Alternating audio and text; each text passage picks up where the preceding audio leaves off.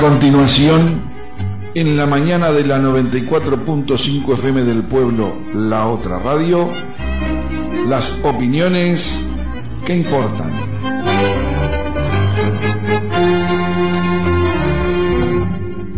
Los contenidos emitidos en este espacio no son responsabilidad de la emisora. En las opiniones que importan, contamos con la colaboración del doctor Rómulo Rodríguez Canzani, nacido en Mendoza, quinta sección, en el año 1935. Familia de origen netamente campesina, cursó escuela rural, recibido de doctor en medicina en el año 1967. Tuvo militancia estudiantil y gremial universitaria. Integró el MLN, Movimiento de Liberación Nacional Tupamaros. Preso político hasta el año 1985. Reintegrado después de su liberación a los cargos obtenidos por concurso, militando hasta la fecha.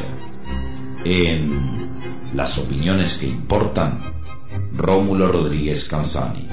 Lunes y jueves, minutos después de las 10 de la mañana, por 94.5 FM del pueblo, La Otra Radio.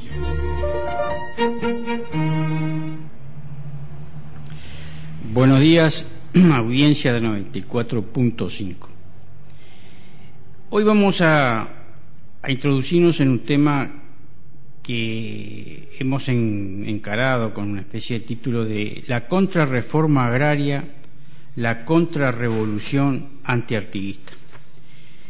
El concepto de contrarreforma agraria surge décadas atrás en el curso de los debates que sobre economía agropecuaria tenían lugar en la Facultad de Agronomía.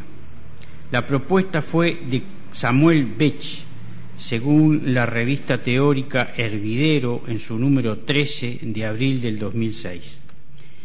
El concepto de contrarrevolución antiartiguista, que mucho tiene que ver con el concepto de contrarreforma agraria, es elaborado por un conjunto de historiadores, entre ellos Melba Piris y Margarita Ferro, y en parte es desarrollado en la publicación teórica Germen del Movimiento de Liberación Nacional. No vamos a incursionar en cuestiones teóricas tan importantes y desgraciadamente tan despreciadas luego de la dictadura cívico-militar por los dirigentes políticos de la llamada izquierda progresista. Pero algo, por lo menos, aunque a nuestro modesto nivel, tenemos que decir por aquello, aunque más no sea, de que el que calla otorga. Lo primero y brevemente es recordar que el proceso de acumulación de tierra por la clase rica dominante comenzó hace por lo menos 2 siglos, por poner una fecha, y ese proceso de apropiación de tierras se hace bajo la forma de la acumulación primitiva, o sea, a sangre y fuego.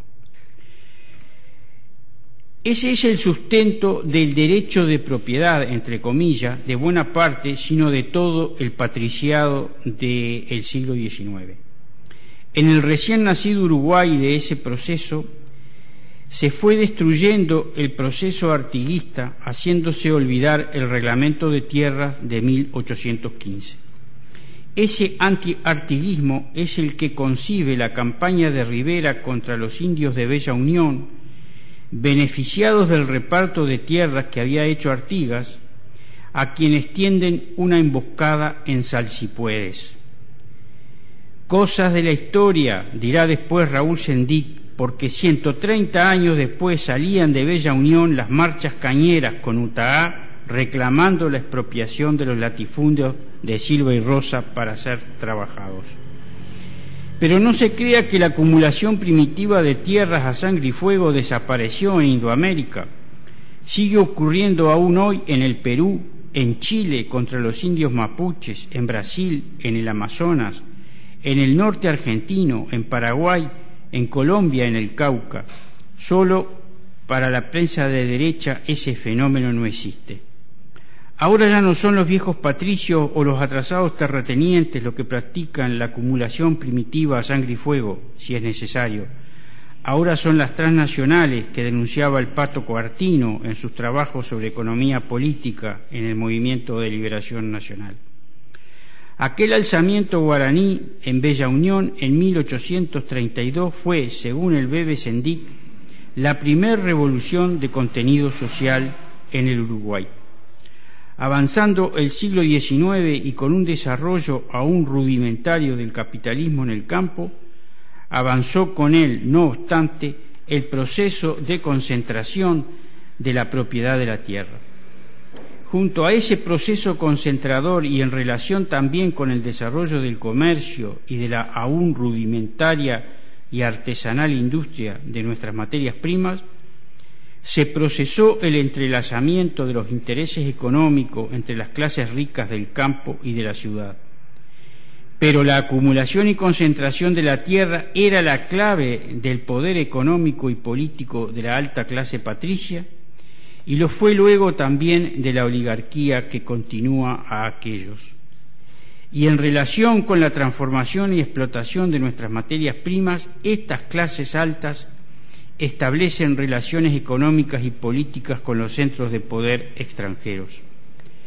Relaciones históricamente complacientes con la subordinación, en oposición también al respeto con la filosofía artiguista, aspecto que conceptualmente no puede dejarse de lado respecto al concepto de integración y patria grande cuando lo vayamos a ver esto. Europa necesitaba de nuestros cueros, de nuestro tasajo y etcétera. Y más adelante, al tiempo que la economía capitalista se desarrolla y en función de ella la ciencia y la tecnología de los países ricos, industrializados, esos mercados demandan ahora no solo tasajo, sino carnes de buena calidad. Ahora era posible, industria frigorífica mediante, que esas buenas carnes llegaran a las mesas europeas, sobre todo a las mesas de las clases altas pudientes del viejo continente. La expectativa de buenas ganancias es lo que estimula el progresismo de gran parte del empresariado rural latifundista de fines del siglo XIX por estas latitudes. No es, como dice la propaganda de la clase dominante, la idea del progreso, ni pensaron tampoco en el interés nacional. Lo que incentivó ciertas inversiones en el campo, los cruzamientos, el alambrado y demás, fue la expectativa de la ganancia. La obra de Henry Finch, La economía política del Uruguay contemporáneo, de las ediciones Banda Oriental en 1980, la primera edición fue ese año, ilustra cabalmente el comportamiento de la alta clase rural, esencialmente latifundista, y la coincidencia de ese comportamiento con el de la alta clase urbana de comerciantes, financistas e industriales. Todos conformando la oligarquía uruguaya, que se hace dueña de los medios de producción, socios del capital extranjero que invierte en la industria, que invierte en los transportes, en el comercio, en la finanza y en las comunicaciones. Hoy tenemos el mismo perro, aunque con diferente collar. Con este panorama no debe extrañar el hecho de que la filosofía del pensamiento artiguista de justicia social haya sido prácticamente ocultado por la clase dominante, continuadores del viejo patriciado, enemigos del caudillo. Artigas queda poco menos que reducido a un bronce frío y sin voz, a cuyo pie se hacen actos y se ponen ofrendas florales. Sin embargo, escaso número de orientales conocen el reglamento de tierras del 10 de septiembre de 1815. Es que difundir eso en los institutos de enseñanza, que la tierra es un bien social, es peligroso. Más aún, es peligroso y sobre todo ahora difundir la filosofía artiguista de la justicia social. El siglo XIX significó, a propósito de la cuestión agraria, un ejemplo de cómo opera el mercado capitalista a bajo ruido, expulsando a las masas campesinas del campo.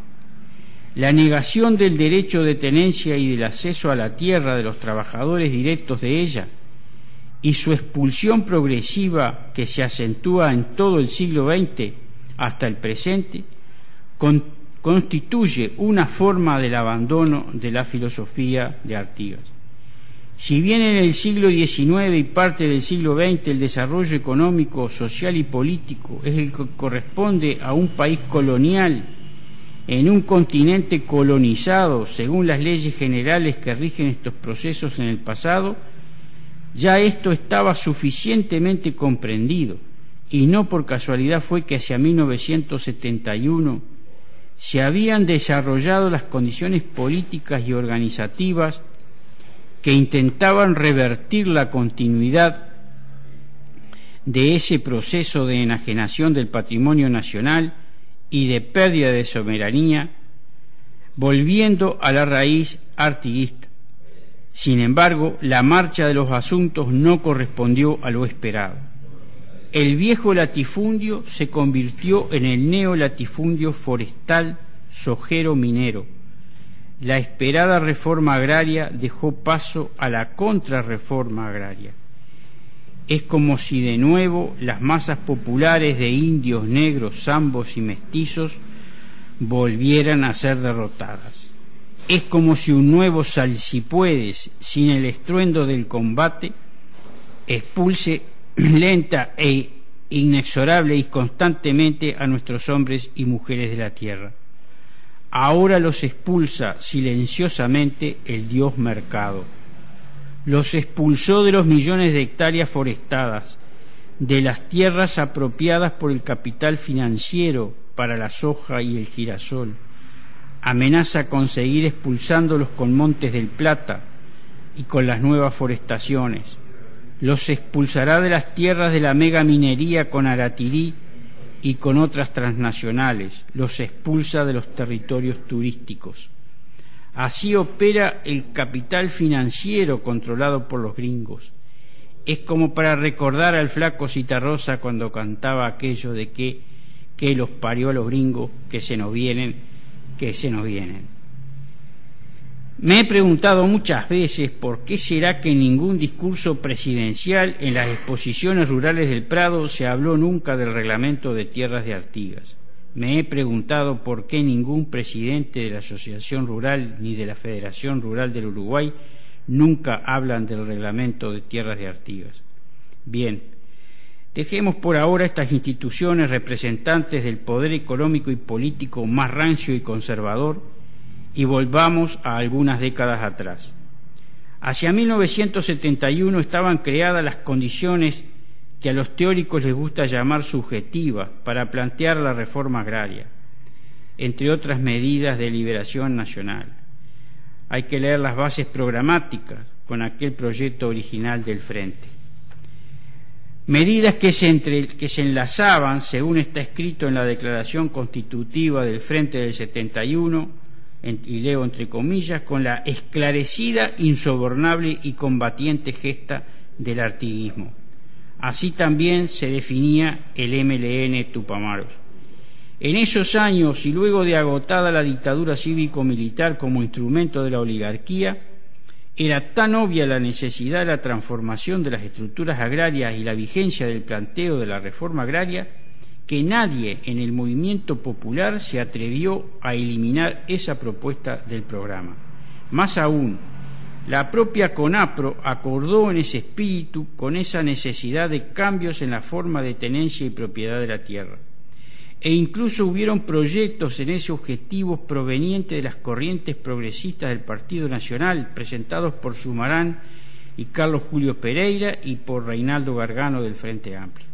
Pero claro, todos esos proyectos que Sendic viera con buenos ojos fueron enterrados, lo que habla de la fuerza y de la unidad de acción política que tenía la derecha reaccionaria al inicio de la democracia tutelada, luego de la dictadura cívico-militar.